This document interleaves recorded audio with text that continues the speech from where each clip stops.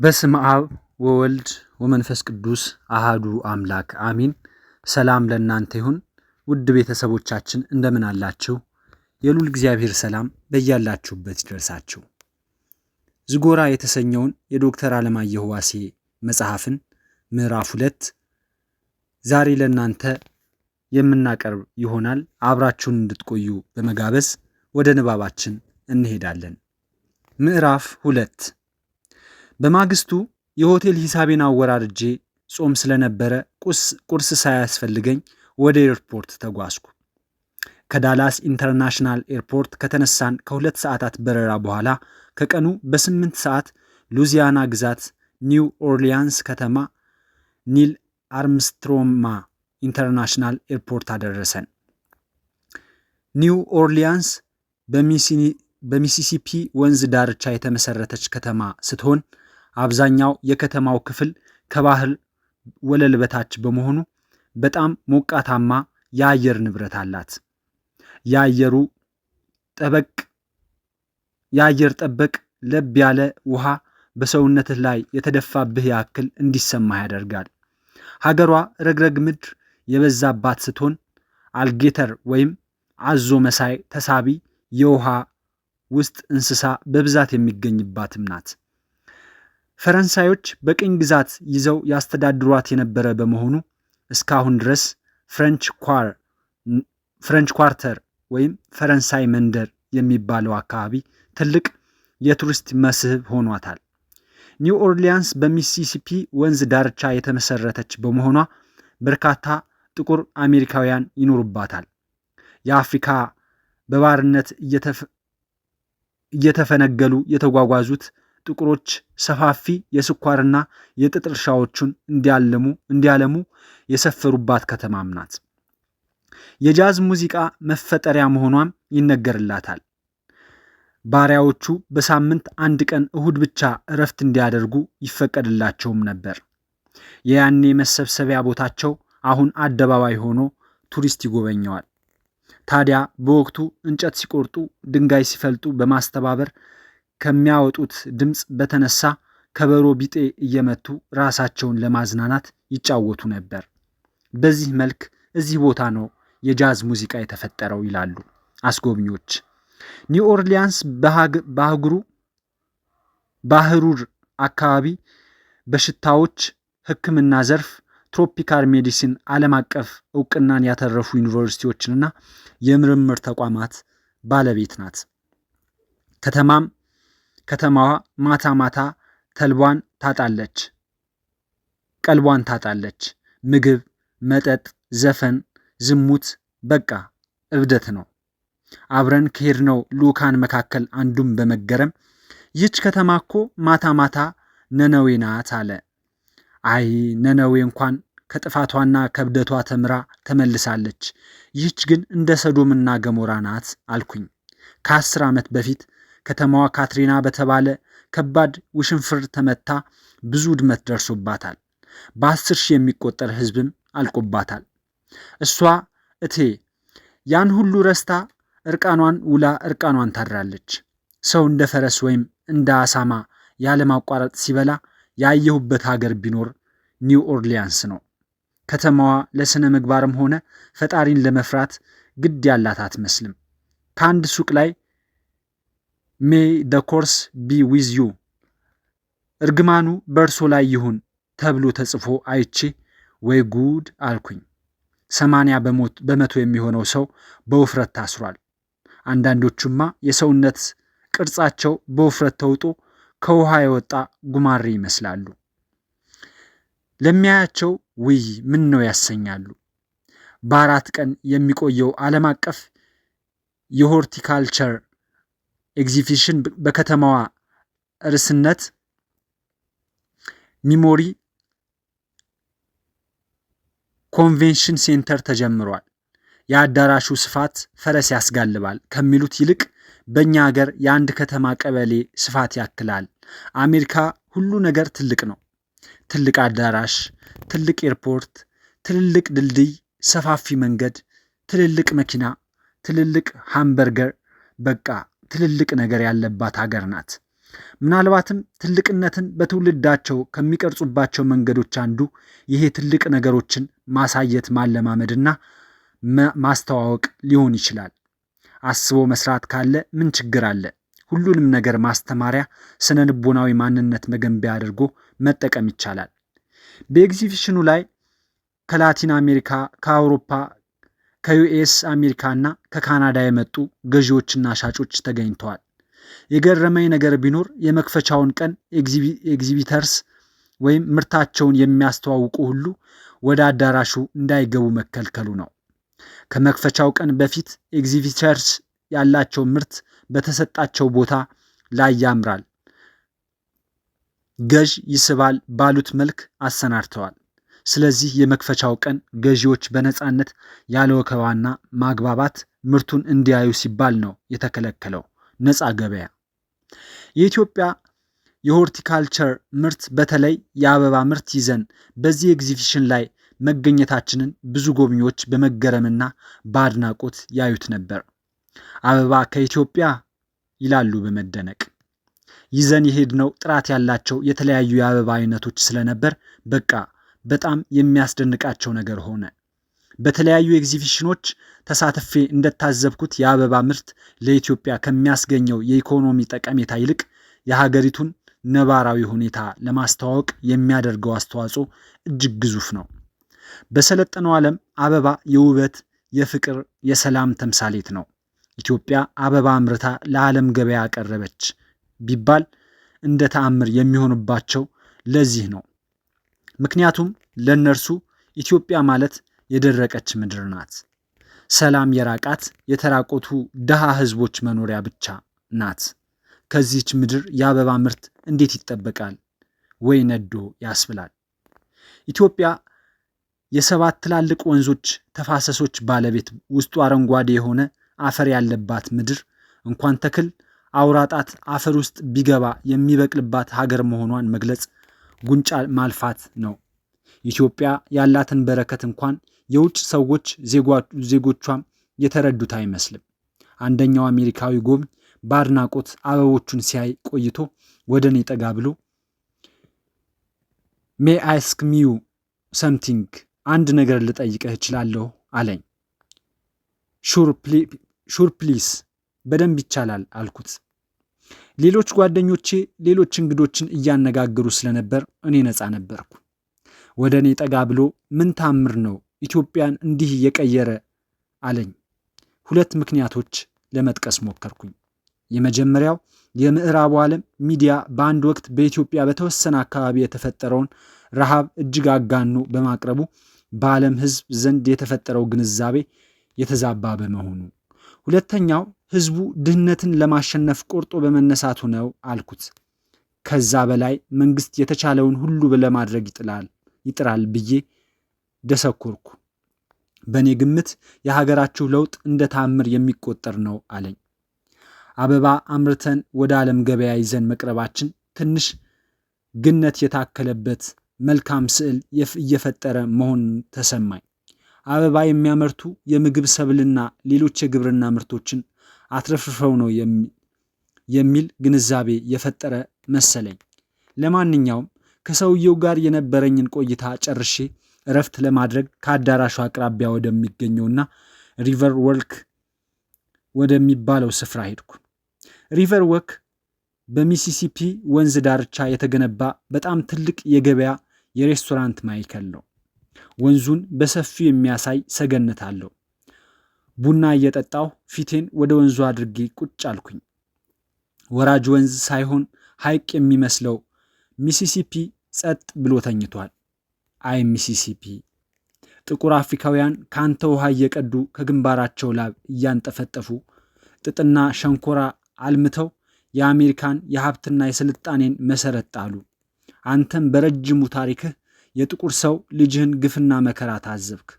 ዕድሜም ሰጥቶ ጥቁር ይህችን ሀገር ሲመራ በአቅራቢያህ ያለው መሬት በሰው ጉልበት ሳይሆን በረቀቀ ሜካናይዝድ ቴክኖሎጂ ሲለማ ተመለከትክ። አንተ እድለኛ ነህ።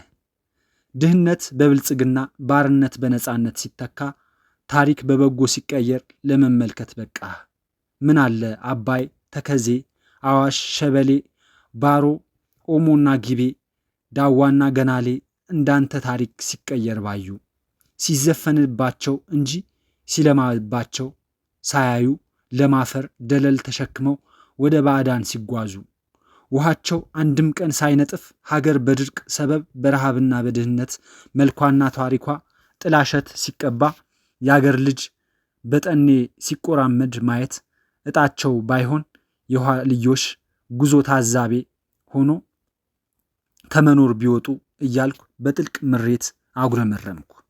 ምዕራፍ 3 የቀጠሮዬ ሰዓት ከደረሰ 2 ሰዓት ተኩል ቢሆንም ከ2 ሰዓት ጀምሮ ዋሽንግተን ዲሲ ካረፍኩበት ሆቴል እንግዳ መቀበያ አካባቢ ወደ ዋናው መግቢያ በር ትይዩ ትልልቅ ሶፋ ላይ ቁጭ አልኩኝ። በአሜሪካዊ ሰዓት አክባሪነት ባህል መሰረት ልክ 2:31 ላይ አንድ አዛውንት የሆቴሉን በር አልፈው በአይናቸው ቃኘት አድርገው ወደ እኔ እያመለከቱ ሲሳይ አሉኝ። ፕሮፌሰር ዴቪድ አልኩ በበኩሌ። ከዛም የእጅ ሰላምታ ከተለዋወጥን በኋላ ከሆቴሉ በር ወደ አቆሟት መኪናቸው ወሰዱኝ። ስለ ኒው ኦርሊያንስ ሲጠይቁኝ ከቆዩ በኋላ መኖሪያ ቤቴ ዋሽንግተን ዲሲ አቅራቢያ ሆኖ ቨርጂኒያ ስቴት ነው አሉኝ።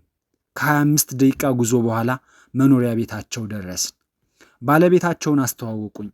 ቡና ተቀርቶልኝ የጥናት ክፍላቸው ውስጥ ተከታትለን ገባን። ፕሮፌሰር ዴቪድ ራምስፊልድ የ72 ዓመት አዛውንት ናቸው። ፊታቸው ሰፋ ያለ ሲሆን ጉንጫቸው በሁለት ረድፍ ታጥፎ ለምቦጭ ፈጥሯል። አገጫቸው ስር ትልቅ ጭምድድ ያለ ቁልቁል አላቸው። ፊታቸው ላይ ፂም የሚባል ነገር የላቸውም።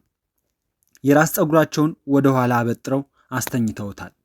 ፕሮፌሰር ዴቪድ በሃርዋርድ ዩኒቨርሲቲ የነገረ መለኮት ትምህርት ስኩል ኦፍ ዲቪኒቲ የመካከለኛው ምስራቅ የጥንት ቋንቋዎች ፕሮፌሰር የነበሩ ሲሆን አሁን በጡረታ ላይ ናቸው። ከጥናት ክፍላቸው ውስጥ ያሉ መጻሕፍት ብዛት አንድ መለስተኛ ኮሌጅ ያስከፍታል። በአግባቡ የተደረደሩት መጻሕፍት ሲያዩቸው ዝም ብለው ዕውቀት የሚጭኑ ይመስላሉ። ከጥናት ጠረጴዛቸው አቅራቢያ ካሉት 2 ወንበሮች በአንዱ ላይ እንድቀመጥ ጋብዘውኝ እርሳቸው በኮምፒውተራቸው ትይዩ ተቀመጡ። እሺ ምንድን ነው እንድረዳህ የምፈልገው አሉኝ። ከመጓጓት የተነሳ መግቢያና መውጫ ሳላዛባ የ2 ቃላት ትርጉሞችን እንዲፈልጉልኝ ነበር አልኳቸው። የየትኛው ቋንቋ ቃላት ናቸው አሉኝ። ተጽፈው ያገኘኋቸው በግዕዝ ፊደላት ቢሆንም የአርማይክ ቃላት ይመስሉኛል አልኩ። እንዴት አወክ? ማለቴ እንዴት አርማይክ መሆኑን አወክ አሉኝ። አይ የኔ ግምት ነው አልኩ።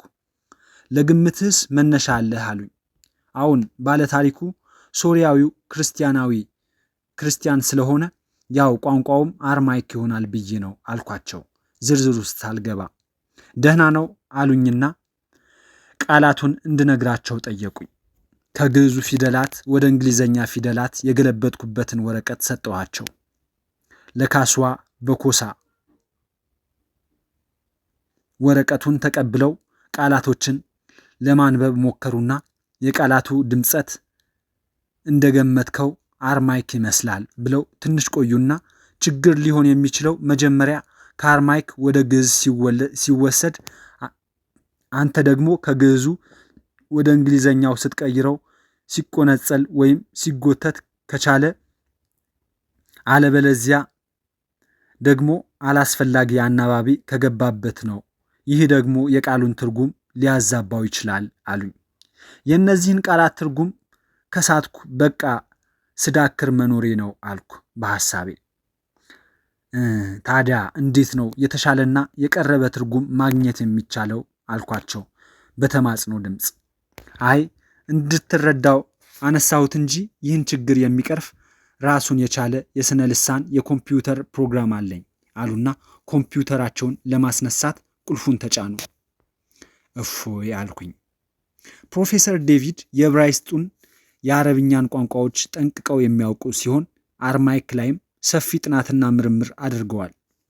ዶክተር ሻሮንን የአርማይክ ቋንቋ ላይ ምርምር ያደረገ ሰው እፈልጋለሁ ስላት ነበር በተለመደው ሰፊ ኔትወርኳ እኒህን ስመጥር ፕሮፌሰር ያገናኘችኝ። ፕሮፌሰር ዴቪድ ኮምፒውተራቸውን ለስራ ዝግጁ መሆኑን ካረጋገጡ በኋላ ስለ ሶፍትዌሩ ገለጻ ጀመሩልኝ። የአንድ ቃል ትርጉም እንዲፈልግ ስነግረው የተለያዩ የቃላት ትርጉም አማራጮችን ያቀርባል።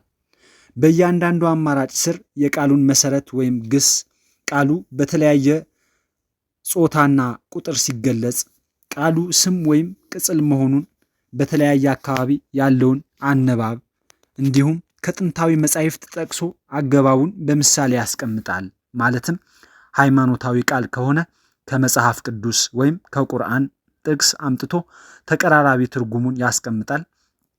ጥሩ ነገሩ ደግሞ ከቀረቡት አማራጮች የራሱን ትንታኔ ወይም አናላይሲስ ሰርቶ ተፈላጊውን ቃል ከቀረቡት አማራጮች ጋር ያለውን ተቀራራቢነት በፐርሰንት አስልቶ ያስቀምጣል።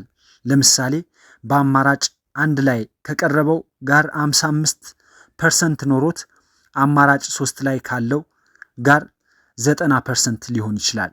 ይህ ማለት የቃሉ ትርጉም ወደ ሶስተኛ አማራጭ የቀረበ ነው ማለት ነው በማለት ገለጻ አደረጉልኝ።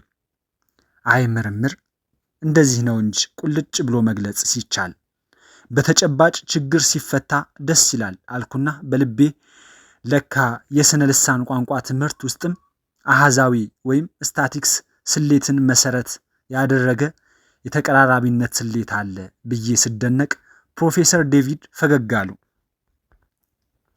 በዚህም መሰረት የመጀመሪያውን ቃል በአረማይክ ፊደል በድምፁ መሰረት ተየቡና ፈልግ የሚለውን የኮምፒውተራቸውን ቁልፍ ተጫኑ።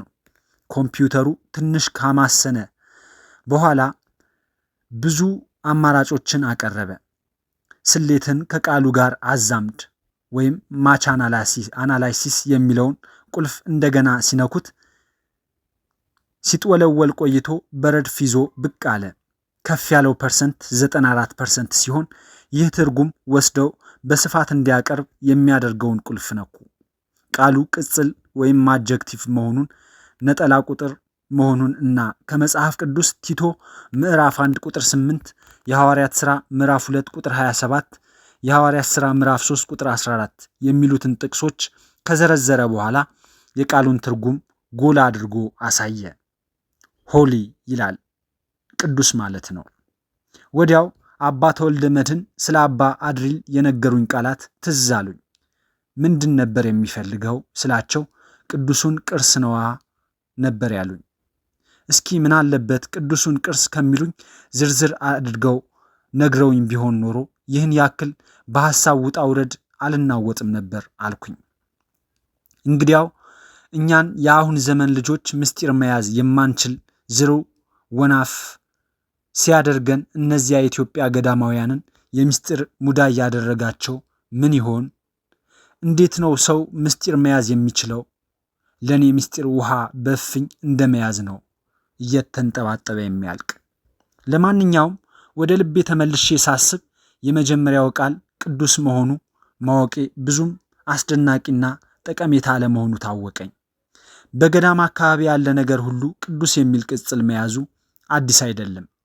ዋናው ቁልፍ ያለው ሁለተኛው ቃል ላይ ነው አልኩና በሐሳቤ ሁለተኛውን ለፍለጋዬ ወሳኝ ነው ብዬ ያመንኩበትን ቃል ፕሮፌሰሩ እንዲተይቡ በትህትና ጠየቅኩ። እንደ ቅድሙ የተለያዩ አማራጮች ቀረቡ።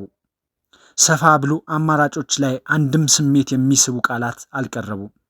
እንዲያውም አንዳቸውም የሃይማኖት ወይም የቅርስ ይዘት ያላቸው ቃላት አልነበራቸውም። ኢት ደዝንት ሜክ ኤኒ ሴንስ፣ ምንም ስሜት አይሰጥም አልኳቸው ተስፋ በቆረጠ ስሜት።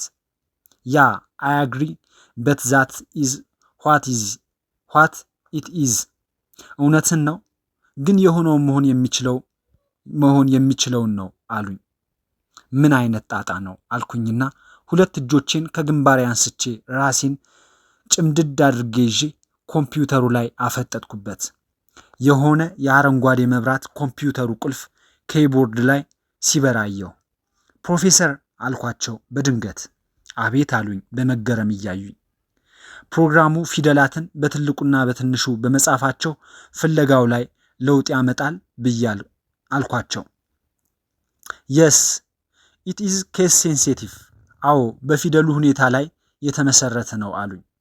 ታዲያ እኮ ኪቦርዱ ካፕስ ሎክ ሆኗል አልኳቸው። ዋት ኦ ሸት ምን? አሃ አሳዛኝ ነው አሉኝ። ለካ የመጀመሪያውን ቃል ትርጉም ለእኔ ለማሳየት ስክሪኑን ወደ እኔ ሲያዞሩት አብረው ኪቦርዱን ነክተውት ኑሮ ፊደላቱ በካፒታል ብቻ እንዲጻፍ አድርጎት ኖሯል። በፍለጋው ላይ አናባቢው እንደ ተናባቢ ወይም አገላብጦ በመውሰድ ትርጉም ሊያዛባ ይችላል አሉኝ። እንደገና ቃላቱን በአግባቡ ተነባቢውን በካፒታል አናባቢውን በስሞል ሌተር አድርገው ጻፏቸው። ዚስ ታይም ዊ ሹልድ ጌት ደ ራይት ሚኒንግ። አሁን ትክክለኛውን ትርጉም እናገኘዋለን አሉ በራስ መተማመን ስሜት። ከሴኮንዶች በኋላ የኮምፒውተሩ ስክሪን እንደተለመደው በአማራጮች ተሞልቶ ቀረበ። 92% ቀረቤታ ያለው ቃላት ሙሉ መግለጫ እንዲያመጣ አዘዙት። ፕሮፌሰሩ እንደ መገረም እንደ መደነቅም ብለው ሃቭ ኤ ሉክ ዋት ዊ ጎት፣ ያገኘነውን ተመልከት ብለው የኮምፒውተሩን ስክሪን ወደ እኔ ዘወር አደረጉት። ብዙ መግለጫ ከሰጠ በኋላ የመጽሐፍ ቅዱስ ጥቅስ የማቴዎስ ወንጌል ምዕራፍ 26 ቁጥር 27 እና የማርቆስ ወንጌል ምዕራፍ 9 ቁጥር 41ን ጠቅሶ ቃሉን በጉልህ አስፍሮታል። መብረቅ የመታኝ ያህል ደንግጬ ኦ አምላኬ አልኩኝ። ፍዝዝ ብዬ ቀረው። ረጅሙን ጉዜን ሳስበው ያለ አቅሜ ተጎትቼ እንደገባሁበት ተረዳሁ። ፕሮፌሰሩ ዛት ኢዝ ኢት ታንኪዩ፣ ይኸው ነው አመሰግናለሁ አልኳቸው። ማይ ፕሌዠር፣ በደስታ ነው ካሉኝ በኋላ ከእናንተ ሀገር እንኳን ይገኛል ብዬ ገምቼ አላውቅም ነበር አሉኝ በመደነቅ። ለምን አልኳቸው። በብዙ አጥኚዎችና ተመራማሪዎች እንዲሁም ባለቅኔዎች የሚነገረውና የሚታመነው በጣም የተለየ ስለሆነ ነው አሉኝ። እርሳቸውን ላለማስቸገር ታክሲ እንዲመጣልኝ ስልክ ከደወልኩ በኋላ ቡና እየጠጣን ሰፊና አስገራሚ ታሪክና ማብራሪያ ሰጡኝ። በጥንቃቄና በተመስጦ እያደመጥኩ ማስታወሻ ያዝኩ። ታክሲው መጥቶ ለመሳፈር ወደ በር ሳመራ የሚያስፈልግህ ነገር ሲኖር በኢሜል ጠይቀኝ፣ የምችለውን ሁሉ አደርጋለሁ አሉኝ። ቀጥለውም ብልሁ ፕሮፌሰር ፍለጋህ አስደሳች እንዲሆን የጀርመናዊውን ባለቅኔ የምልፍራምን ፓርፊዛን ማንበብ ያለብህ ይመስለኛል አሉኝ። ፈገግ ብዬ እሺ አልኳቸው። መጽሐፉን ማግኘት ካልቻልክ እስካን አድርጌ ልልክልህ እችላለሁ አሉኝና እጃቸውን ትከሻዬ ላይ ጫን አድርገው እየፈለግከው ያለው ነገር ከበድ ያለ ነገር መሆኑን እረዳለሁ። እንደዚህ ያሉ ጥንታዊና ሃይማኖታዊ ቅርሶች ብዙ ጊዜ ከምናውቀውና ከተለመደው እጅግ ወጣ ባለ ምስጢራዊ ኃይል ይጠበቃሉ። አንዳንዴም ቅርሶቹ ራሳቸው ልዩ ኃይል ሊኖራቸው ይችላል። በሃይማኖት ሰዎች ከሚሰጠው የመለኮታዊ ኃይል አመክንዮ ውጪ የፊዚክስ ምሁራን እንደነዚህ ያሉ ጥንታዊ ቅርሶች ራዲዮ አክቲቭ ከሆኑ ንጥረ ነገሮች በተሰሩ ሳጥኖች ወይም ቦርሳዎች ስለሚሸፈኑ ያለ ጥንቃቄ ወደ እነዚህ ቅርሶች መቅረብ በጨረር መጠቃትን ሊያስከትል ይችላል የሚል ትንታኔ ይሰጣሉ። ያም ሆነ ይህ ወደ እነዚህ ምስጢራዊ ቅርሶች መቅረብ የህይወት ዋጋ ሊያስከፍል ይችላል። ቴክ ኬር፣ በጥንቃቄ አሉኝ። የተሸከምኩት ኃላፊነት እጅግ ከባድና አደገኛ እንደሆነ እርሳቸው ተረድተው ነበር። ሞቅ ያለ ምስጋና አቅርቤላቸው ተሰናብቼ ወደ ታክሲው ስገባ እጅግ ከባድ ሸክም እንደተሸከመ ሰው ጉልበቴ ዝሎ ነበር። ቱ ሆሊዴይ ኢን፣ ወደ ሆሊዴይ ኢን አልኩት ባለ ታክሲውን። ክፍል 3 ይቀጥላል። አብራችሁን እንድትቆዩ በመጋበዝ የዛሬውን ንባባችን እዚህ ላይ እንፈጽማለን።